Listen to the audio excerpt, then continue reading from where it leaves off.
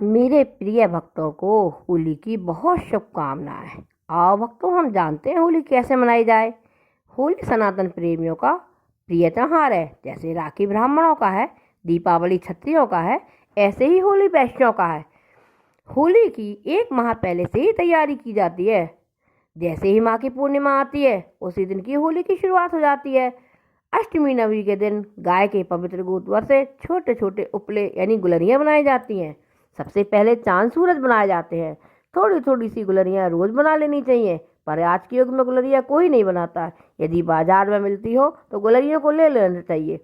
होली की अग्नि घर के आगे जलाने से घर की नकारात्मकता दूर हो जाती है। पूर्णिमा वाले दिन सभी गुलरियों को एक रस्सी या डोरी में बांध लेनी चाहिए। फिर घर के आंगन ना हो तो घर के बाहर धरती पर थोड़ा सा पानी छिड़क कर, लीप कर, चौक बनाकर उस पर गुलरियों को रखकर पहले कच्ची होली पूजे।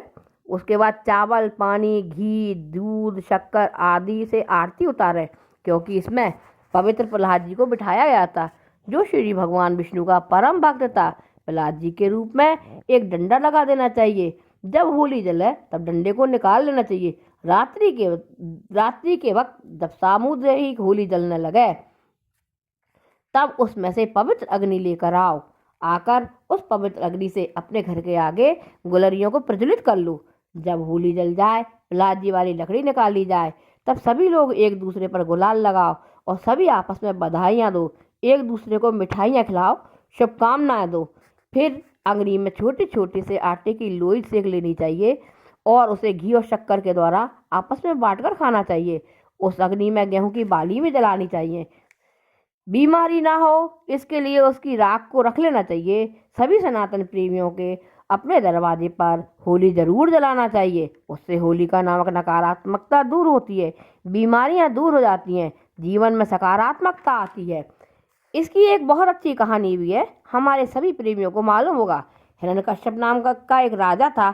हिरण्यकश्यप राजा के एक प्रहलाद नाम का बेटा था, जो भगवान विष्णु का परम भक्त था। पर राजा विष्णु से चिढ़ता था और इसीलिए वो अपने बेटे से भी चिढ़ता था।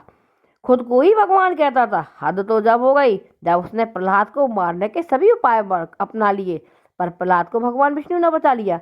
आखिर में उसकी बहन, जिसका नाम होलिका था, उसको ब्रह्मा जी द्वारा वरदान था कि वो उसे अग्नि नहीं जला सकती। तब उसने होलिका की गोद में प्रहलाद को बिठाया और अग्नि लगा दी। पर ईश्वर की कृपा देखो, प्रहलाद बच गया, होलिका जल गई। तभी सभी लोगों ने उसी राख को उठाकर एक दूसरे को लगाया, गुलाल लगाकर एक दूसरे को बधाई दी और होली खेलना शुरू कर दिया। इस तरह से बुराई पर अच्छाई की विजय हो गई और होली का त्योहार मनाना जाने लगा। ब्रज में तो पूरे माह तक बहुत जोर शोर से होली मनाई जाती है। सभी सनातन प्रेमियों को होली की बहुत